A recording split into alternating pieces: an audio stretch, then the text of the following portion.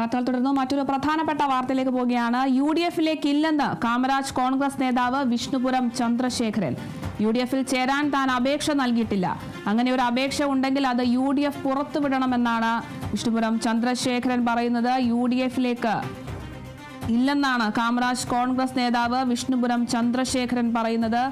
Associate ഘടകകക്ഷിയാക്കുമെന്ന UDF പ്രഖ്യാപനം തള്ളിയിരിക്കുകയാണ് വിഷ്ണുപുരം ചന്ദ്രശേഖരൻ നേതൃത്വം നൽകുന്ന കാമരാജ് കോൺഗ്രസ്.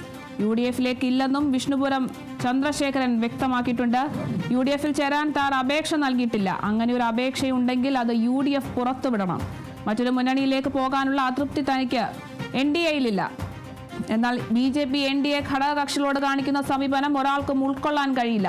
തന്റേത് സംഘപരിവാർ രാഷ്ട്രീയമാണെന്നും വിഷ്ണുപുരം ചന്ദ്രശേഖരൻ പറഞ്ഞിട്ടുണ്ട്. UDF-ലേക്ക് ഇല്ല എന്നാണ് കാമരാജ് കോൺഗ്രസ് നേതാവ് വിഷ്ണുപുരം ചന്ദ്രശേഖരൻ പറയുന്നത്.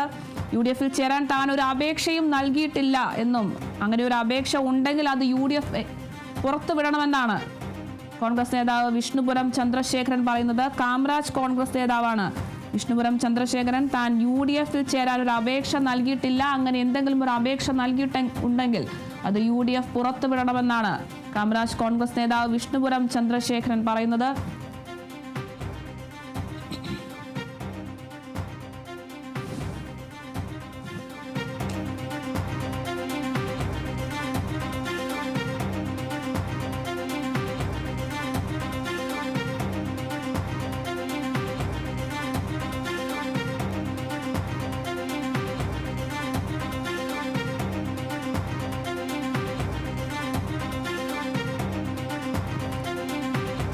അസോസിയേറ്റ് ഘടകകക്ഷിയാക്കുമെന്ന UDF പ്രഖ്യാപനം തള്ളിയിരിക്കുകയാണ് വിഷ്ണുപുരം ചന്ദ്രശേഖരൻ നേതൃത്വം നൽകുന്ന കാമരാജ് കോൺഗ്രസ്. UDF-ലേക്ക് ഇല്ല എന്നാണ് വിഷ്ണുപുരം ചന്ദ്രശേഖരൻ വ്യക്തമാക്കിയിരിക്കുന്നത്.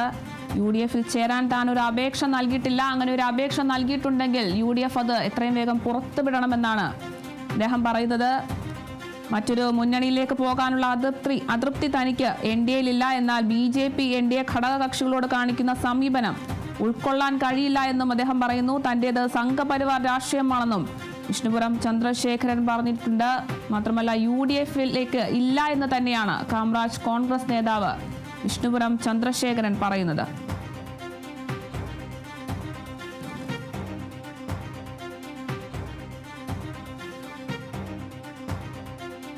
പാലക്കാട് വാളയാറിൽ ആൾക്കൂട്ട ആക്രമണത്തിൽ കൊല്ലപ്പെട്ട ഛത്തീസ്ഗഡ് സ്വദേശി രാംനാരായണന്റെ മൃതദേഹം